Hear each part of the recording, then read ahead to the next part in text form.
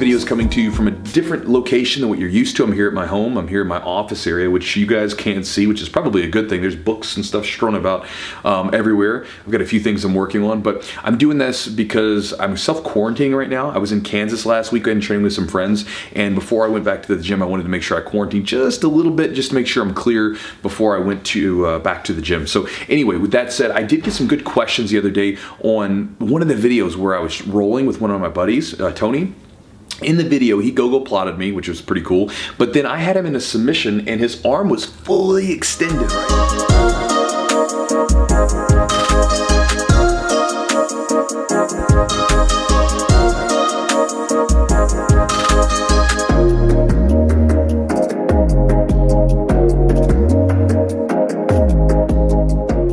right? It was like at the very end, and we're kind of fighting in that position. And a few of you guys made comments about it that I wanted to talk about because I think it could be really useful for your training if you understand why we're doing that at the end and why he's letting his arm get extended. But the comments were, one was from Wesley, he says, guy looking like he wasn't going to tap at the end. Christian said, yeah, I literally said out loud, why isn't this dude tapping? Another one, Zastock, said, was wondering the same thing and asking myself, is there something he was about to try that I've never seen? And there was a few other ones, but they kind of all get at the same point, which is, why isn't he tapping to that armbar, right? It's extended, why not? And so I wanted to sort of share with you guys a really useful thing for your training about why sometimes you want to let that submission go maybe a little bit longer than what feels comfortable to you. So in Jiu-Jitsu, the whole idea of Jiu-Jitsu, when you get down to the nitty-gritty, is about control, right? It's about controlling the person, whether it's a guard position, back mount, an armbar, a submission. It's all about control. But how many times have you been watching a jiu-jitsu match, or have you experienced this where, you know, the person goes for the armbar, you go for the armbar, whatever, and then the person slips out of it, right? They get out of the position and they get up on top, that kind of thing. And that happens all the time where people go for a submission and they lose control. And so what happens in those situations is that with Tony, he knows I'm not going to break his arm, because we've been training for a decade. I'm never going to break someone on purpose. I'm trying to get to that in range, right? I catch fast and finish slow. So I'll catch the submission really quickly and then get to the end range and hold and then slowly finish. Now at that very end range, here's what's going on that's really useful. Tony is trying to probe and find his way out of that submission.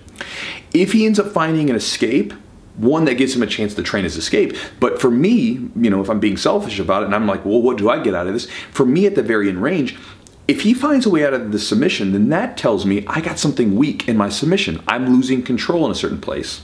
A lot of times people, when they do things like arm bars, they really don't focus on their whole entire body. They focus on like the arm pulling, and they forget about the legs and the hips and the upper back and everything else.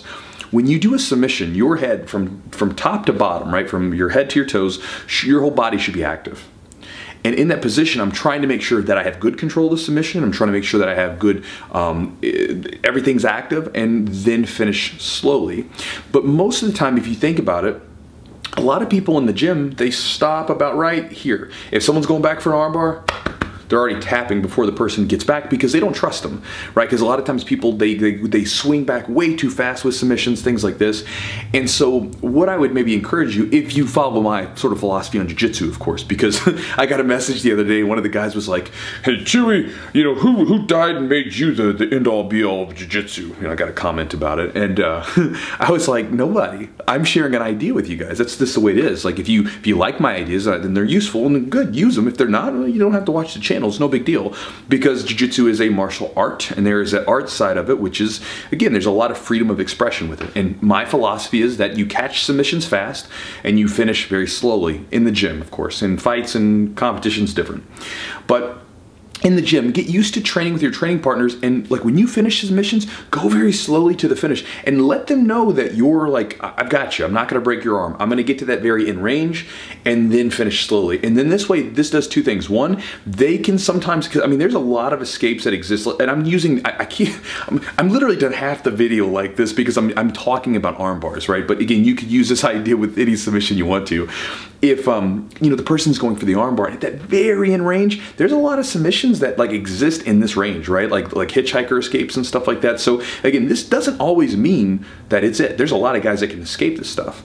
And so again, one, the person gets a chance to escape, but two, you get a chance to see how strong your control is in that submission from the actual catch all the way to the very end in the finish, and then you actually get to that point where you would get to where the actual break would happen. Of course, you'll stop before then, but you really kind of feel how strong you are at that end position, the actual finishing position of it, which would be useful if you ever do find yourself in a fight or a grappling match of some sort and you have to use that, or even against a hard roll with someone who doesn't tap right here. So, but that has to come from a trust position. The person has to know you're not gonna break their arm, and likewise. So that's the idea. That's why Tony was letting that arm get extended, because he was basically trying something out. And again, I'm letting him try because I want to feel, do I have good enough control of this armbar to stop those escapes? And that's the idea. So guys, hopefully that's useful to you, and to answer those questions that a lot of you guys were commenting in that video about. That's what was going on. And yeah, I'll talk to you guys next time. And I'm gonna do a little, Jess is sleeping right now, so I'm gonna do like a little baby clap.